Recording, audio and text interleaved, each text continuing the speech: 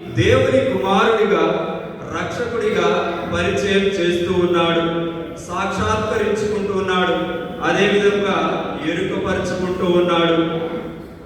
కనుక ఈనాటి పండుగ మనకు ఒక గొప్ప సందేశాన్ని వినిపిస్తూ ఉంది. అదేమిటంటే మనము దేవుణ్ణి మాత్రమే స్తుతించాలి, ఆరాధించాలి అని ఈనాటి పండుగ ఉద్దేశం మనకు చెబుతూ ఉంది. ఈనాడు మనం చూసినట్లయితే ముగ్గురు రాజులు, అదే ముగ్గురు జ్ఞానులు యేసు ప్రభు చెంతకు రావడం మనము చూస్తూ ఉన్నాము. సువిశేష పట్టణంలో మనము ముగ్గురు రాజులు, ముగ్గురు జ్ఞానుల గురించి చెబుతూ ఉంది. వారు తూర్పు దేశం నుండి వస్తున్నారు అని. కానీ మనం ఈనాడు ముగ్గురు రాజుల పండుగ అని పిలవచ్చు అని కూడా చెబుతూ ఉన్నాము.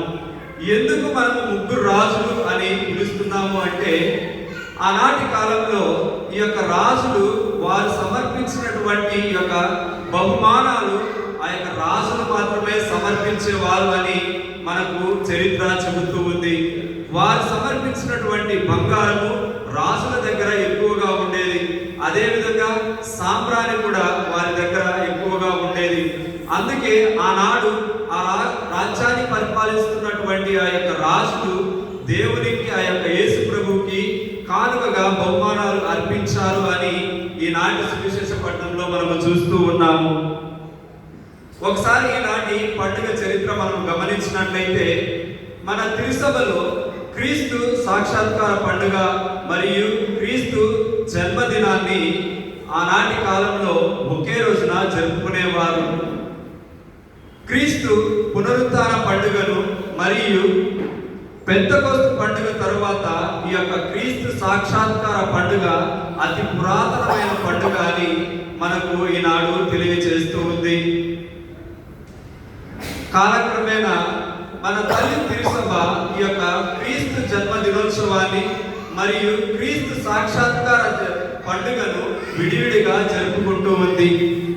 ఈనాటి గ్రంథ పట్టణాలు మనము గమనించినట్లయితే మొదటి పట్టణము యెషయా గ్రంథము 60వ అధ్యాయము 1వ వచనం నుంచి 6వ వచనం వరకు మనం చూసినట్లయితే ఈ యొక్క మొదటి 2 వచనాలలో మనము 2 పదాలను గమనిస్తూ ఉన్నాము.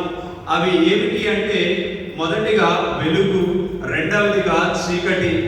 ఈ యొక్క వెలుగును గురించి మనము ధ్యానించినట్లయితే ఐగుప్తు దేశంలో బానిసలుగా ఉన్నటువంటి ఇశ్రాయేలు ప్రజలను, వారి యొక్క మొరలను, వారి యొక్క ఆక్రందనను విన్నటువంటి ఆ దేవాది దేవుడు వారిని ఐగుప్తు బానిసత్వం నుండి విడిపించి వారిని పవిత్ర భూమికి తీసుకుని వచ్చి వారితో ఒక ఒడంబడికను చేసుకుంటూ ఉన్నాడు.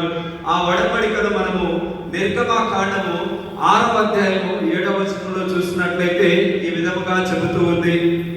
మిమ్ము నా ప్రజగా స్వీకరింతును, నేను మీకు దైవము అగుదును. ఐగుప్తు దేశములో మిమ్ము కష్టముల బారి నుండి తప్పించిన మీ దేవుడను ప్రభుడను నేనే అని మీరు తెలుసుకొందరు అని ఈ విధముగా ఆ దేవాది దేవుడు ఈ యొక్క ఇశ్రాయేలు ప్రజలతోటి ఒక ఒడంబడికను చేసుకుంటూ ఉన్నాడు. కానీ కాలక్రమేణా ఈ యొక్క ఇశ్రాయేలు ప్రజలు ఆ యొక్క రక్షింపబడినటువంటి ఆ యొక్క బానిసత్వం నుండి విడిపించబడినటువంటి ఈ యొక్క ఇశ్రాయేలు ప్రజలు ఆ దేవాది దేవుణ్ణి మరచి చీకటిలో బ్రతుకుతూ అన్య దేవతలకు ఆరాధన చేస్తూ, విగ్రహారాధన చేస్తూ ఆ యొక్క కాపాడినటువంటి దేవాది దేవుణ్ణి విస్మరించి వారి జీవితాలను చీకటి బ్రతుకులలో ఉండినట్లుగా వారు చేసుకొని ఉన్నారు. కానీ ఈనాడు ఈ యొక్క యెషయా ప్రవక్త ద్వారా ఆ దేవాది దేవుడు ఒక సందేశాన్ని వినిపిస్తూ ఉన్నాడు. అది ఏమిటి అంటే, ఈ యొక్క మీకు ఒక వెలుగును ప్రసాదిస్తాను అని యెషయా ప్రవక్త ద్వారా ఆ దేవాది దేవుడు మనకు ఈనాడు ఈ యొక్క ప్రవచనాన్ని చెబుతూ ఉన్నాడు. ఆ యొక్క వెలుగే క్రీస్తు ప్రభు అని మనము ఈనాడు గుర్తిస్తూ ఉన్నాము. ప్రియ సహోదరి సహోదరులారా, మనము ఒకసారి జ్ఞాపకపరుచుకున్నట్లయితే మనము జ్ఞాన స్నానము తీసుకునేటప్పుడు గురువు ఒక వెలుగుచున్న క్రొవ్వొత్తిని ఇస్తూ ఈ యొక్క మన చేతికి అందించి, ఈ యొక్క వెలుగుచున్న క్రొవ్వొత్తిని నీ జీవితంలో, నీ జీవితాంతము అంటే చనిపోయే వరకు ఈ యొక్క వెలుగును వెలుగుచుండనివ్వు అని ఆ యొక్క గురువు పలుకుతూ ఉన్నాడు. కానీ మనం ఈ యొక్క ప్రస్తుత సమాజంలో మనం చూసినట్లయితే చిన్నప్పటి నుండి ఇప్పటి వరకు లేక మనం చనిపోయే వరకు ఈ యొక్క వెలుగు మన జీవితంలో వెలుగుచుందా, లేకపోతే ఆ యొక్క ఇశ్రాయేలు ప్రజల వలె ఆ దేవాది దేవుణ్ణి విస్మరించి చీకటిలో మనము బ్రతుకుతున్నామా అని ఒకసారి ఆత్మ పరిశీలన చేసుకోవాలి.